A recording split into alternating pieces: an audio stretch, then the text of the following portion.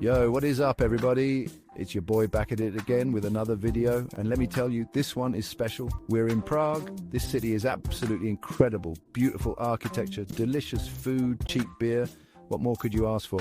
I'm going to take you guys on a wild ride through the city, show you the must-sees, the hidden gems, and everything in between. This is my ultimate Prague travel guide, so buckle up, smash that like button, subscribe if you're new, and let's do this. Alright guys, first up on our Prague adventure, we're hitting up the Charles Bridge. This iconic structure is a must-see for anyone visiting the city. This isn't just some bridge, okay, this is the bridge.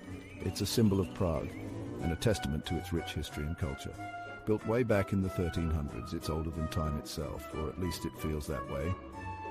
Imagine the countless stories and events this bridge has witnessed over the centuries. You walk across this thing and you're literally walking in the footsteps of kings and queens, emperors and revolutionaries.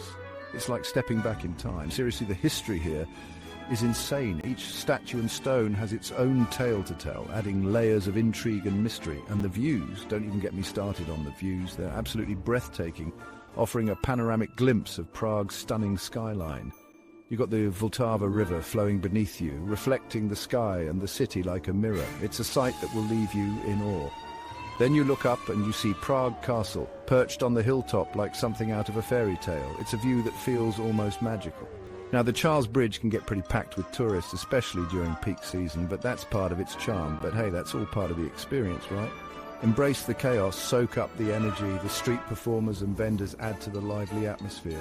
Just don't blame me if you end up spending your entire souvenir budget on this bridge alone. The unique trinkets and keepsakes are hard to resist. All right, enough about the bridge. Let's move on to the next adventure. There's so much more to explore in this beautiful city. Guys, we made it to Prague Castle, and let me tell you, this place is huge. Like, seriously massive. It's not just a single building, it's a sprawling complex that feels like a small city. You could spend an entire day here and still not see everything. There are so many nooks and crannies to explore, each with its own unique story, but don't worry, I got you covered. I've done the legwork, so you don't have to. I'm going to show you the highlights, the hidden gems, and give you all the insider tips so you can make the most of your visit. From secret passageways to lesser-known viewpoints, there's so much to uncover. First things first, you've got to get a good view of the castle from afar. This will give you a sense of its grandeur and how it dominates the skyline. Trust me, it's worth it. The way the light hits the castle at different times of the day is simply magical. The way it sits up on that hilltop, overlooking the entire city, it's just breathtaking. You can see why it's one of the most iconic landmarks in Europe. You'll get some killer photos from here too. Now, let's head inside. There's so much more to see. We're talking ancient courtyards, towering cathedrals, and even a freaking golden lane where alchemists supposedly tried to turn lead into gold. It's like stepping back in time. I mean, how cool is that? Each corner of this place has a story to tell. This place is like a history nerd's dream come true. Artifacts, exhibitions, and centuries-old architecture are everywhere you look. And the best part, you can actually go inside many of the buildings. Imagine walking through halls that kings and queens once roamed. Just make sure you wear comfortable shoes, because you're going to be doing a lot of walking. Trust me, your feet will thank you later. Hold up, guys, we're in Old Town Square, and this place is like stepping back in time. Seriously, it's like something out of a medieval fairy tale. You've got cobblestone streets, colourful buildings, horse-drawn carriages, the whole 9 yards. The energy here is electric. There are street performers, musicians, artists, vendors selling all sorts of cool stuff. It's a sensory overload in the best possible way. Now, the main attraction here is obviously the astronomical clock. This thing is over 600 years old and it still tells time. Every hour on the hour, the clock puts on a little show with these figures that pop out and do their thing. It's pretty cool, but be prepared for a crowd. But honestly, half the fun of Old Town Square is just wandering around, getting lost in the maze of narrow streets and stumbling upon hidden courtyards and cafes. You never know what you're going to find. Trust me, your taste buds will thank you. Yo, check this out. We're inside St. Vitus Cathedral, one of the most iconic landmarks in Prague. And this place is absolutely mind-blowing. The sheer scale and detail are just incredible. Seriously, the architecture is insane. Every corner you turn, there's something new to marvel at. It's like this massive Gothic masterpiece with these towering ceilings, intricate stained glass windows that tell stories from centuries ago, and just an overall sense of grandeur that's hard to put into words. The craftsmanship is on another level. Now, I'm not going to lie, I'm not exactly a history buff or anything, but even I can appreciate the artistry and craftsmanship that went into building this place. It's like stepping back in time. But even I can appreciate the artistry and craftsmanship that went into building this place. The details are just mind-blowing. I mean, they started construction in the 1300s, and it took over 600 years to complete. That's dedication right there. Imagine the generations of artisans who worked on this, and it took over 600 years to complete. That's dedication right there. Each era added its own touch, making it a living history book. But it's not just the history that makes this place special, it's the feeling you get when you're inside. It's almost like the walls are whispering stories of the past. It's the feeling you get when you're inside. It's like this sense of peace and tranquility, a sanctuary from the hustle and bustle outside. It's like this sense of peace and tranquility, even though you're surrounded by hundreds of other tourists. It's pretty wild. You can almost feel the centuries of prayers and reflections that have taken place here, even though you're surrounded by hundreds of other tourists. It's pretty wild. The atmosphere is just so serene. Oh, and make sure you check out the Royal Tomb. It's a hidden gem that many people miss. It's down in the crypt, and it's the final resting place for a bunch of Bohemian kings and emperors. It's like walking through a piece of history, and it's the final resting place for a bunch of Bohemian kings and emperors. The tombs are beautifully crafted and tell their own stories. It's pretty eerie down there, but definitely worth a visit. The atmosphere is so different from the main cathedral, almost otherworldly, but definitely worth a visit. It's a must-see for anyone interested in history or architecture. All right, guys, we're back at the astronomical clock, and it's about to do its thing. Now, I know I already mentioned this clock in the Old Town Square chapter, but trust me, it deserves its own segment.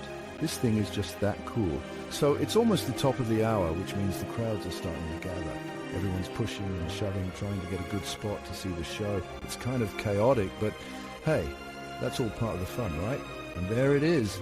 The clock starts to chime, the figures start moving, and everyone goes wild. It's actually pretty impressive, especially when you consider how old this thing is, plus it's a great excuse to people watch. All right, guys, we're in Wenceslas Square, and this place is a whole different vibe from Old Town Square. It's more modern, more bustling, more city-like. But that's not a bad thing. It's got its own unique charm. This is like the heart of modern Prague. You got shops, restaurants, cafes, museums, theaters, everything you could possibly want. It's the perfect place to just wander around and soak up the energy of the city. Now, the square itself is actually pretty huge. It's more like a long boulevard than a square, and it's named after St. Wenceslas, the patron saint of Bohemia. There's a big statue of him at the top of the square riding his trusty steed. Yo, check this out. It's the Dancing House. This building is wild. It's like something out of a Salvador Dali painting. It's all curvy and distorted, like it's melting in the sun. Now, I know what you're thinking, Casey, that building is hideous, and you know what, you might be right. But that's what makes it so cool. It's different, it's unique, it's not afraid to stand out from the crowd. The Dancing House was designed by this famous architect, Frank Gehry, and it's supposed to represent the dancing couple Ginger Rogers and Fred Astaire. All right, guys, we made it to the top of Petrin Hill, and let me tell you, the view from up here is absolutely incredible. You can see the entire city of Prague all the way to the horizon. It's breathtaking. Now, you can get to the top of the hill a few different ways. You can hike up, which is a good workout, or you can take the funicular, which is basically like a cable car. I recommend the funicular because it gives you more time to enjoy the views. Once you're at the top, there's a bunch of cool stuff to see. There's the Petrin Lookout Tower, which is like a mini Eiffel Tower. Yo, guys, check it out. We're in Vyšehrad, and this place is like stepping back in time. It's this historic fort that sits on a hilltop overlooking the Vltava River, and it's got this really cool ancient vibe. Now, Vyšehrad isn't as popular as some of the other attractions in Prague, which is actually kind of nice. It means it's less crowded and you can really soak up the atmosphere. There's a bunch of cool stuff to see here, including the Vyšehrad Cemetery, where a lot of famous Czech figures are buried. It's actually a really beautiful cemetery with all these ornate tombs and monuments.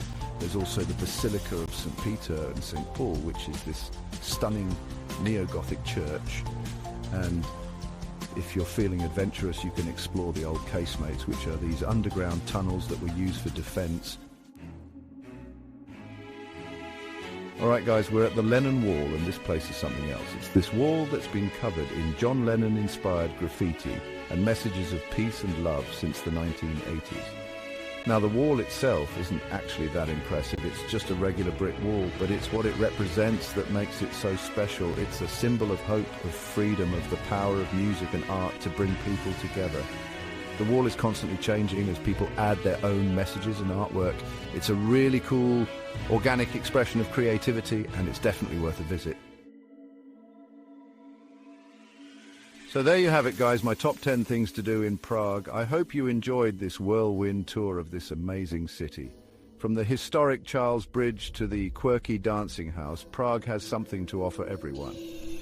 If you're planning a trip to Europe, make sure you add Prague to your itinerary. And as always, thanks for watching. Make sure you like, comment, and subscribe to my channel for more travel adventures.